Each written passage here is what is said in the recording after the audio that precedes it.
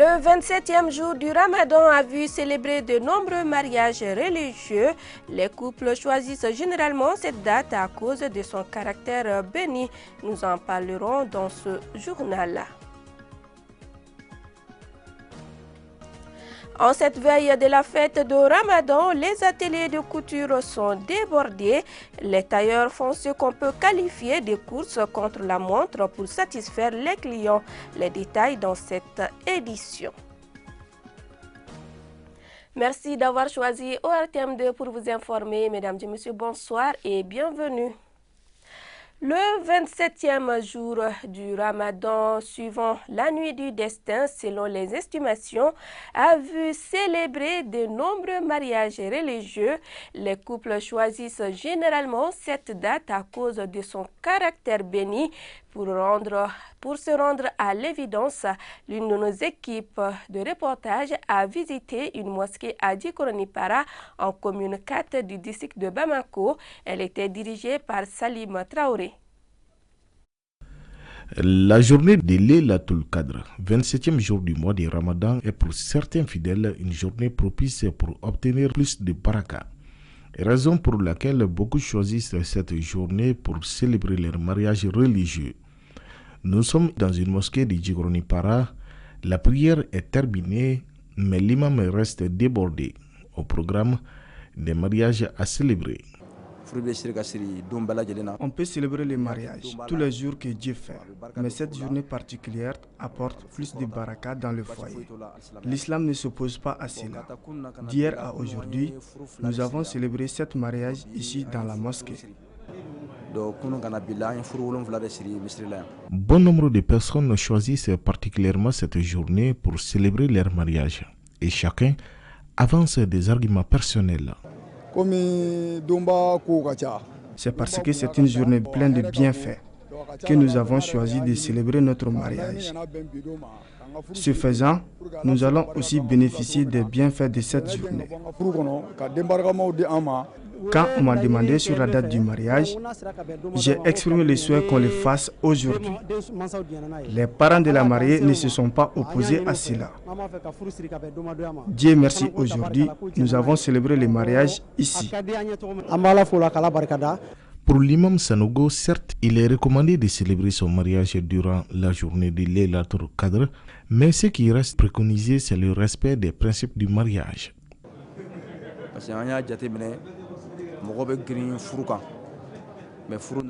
Les gens se pressent de se marier. Et nous avons constaté aussi qu'il y a trop de divorces. Nous demandons vraiment aux mariés une plus grande responsabilité.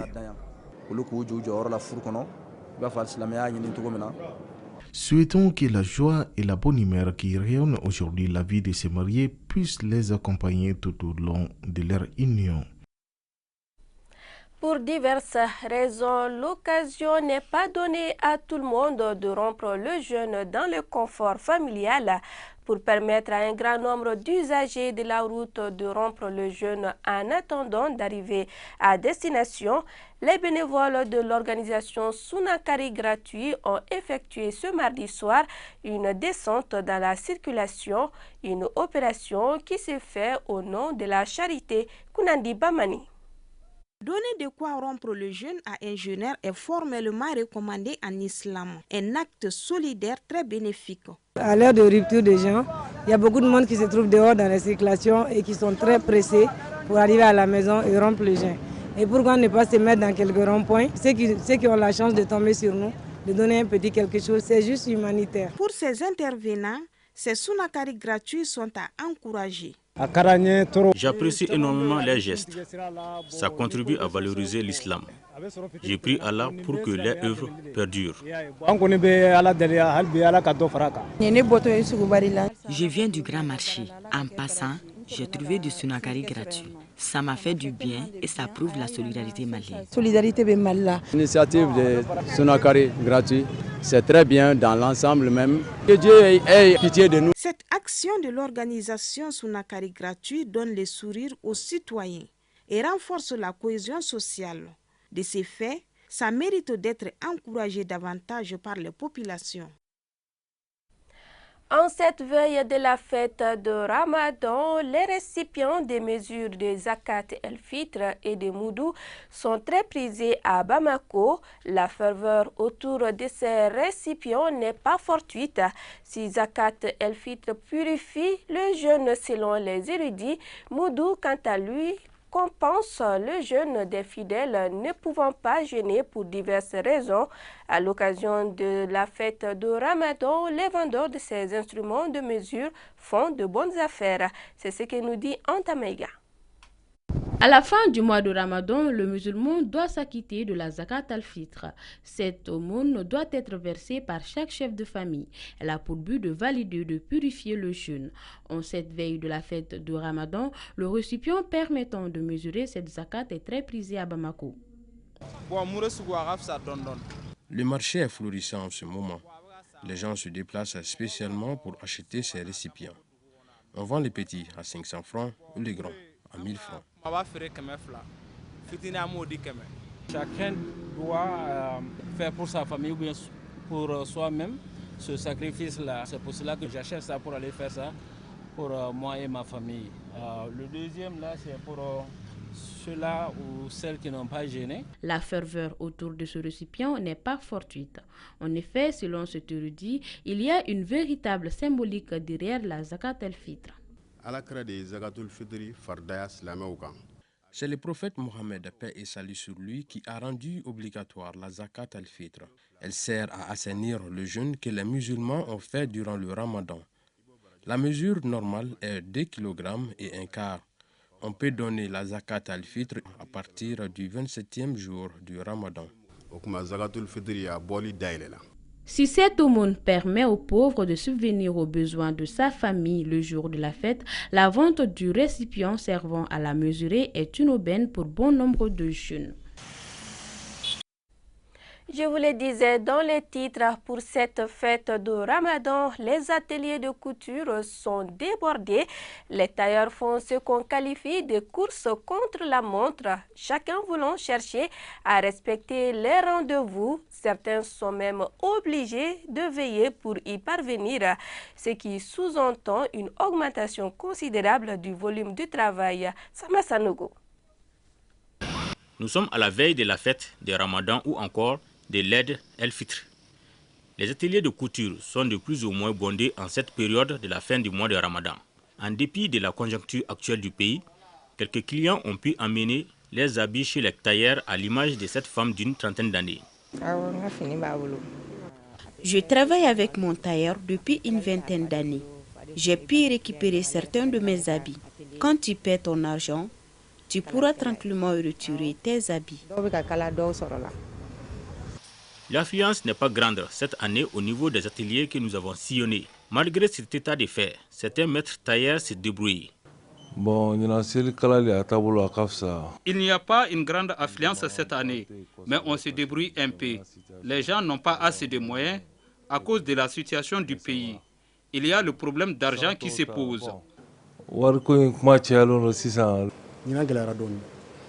Nous avons eu des difficultés cette année, puisqu'il y a eu une différence entre les machines.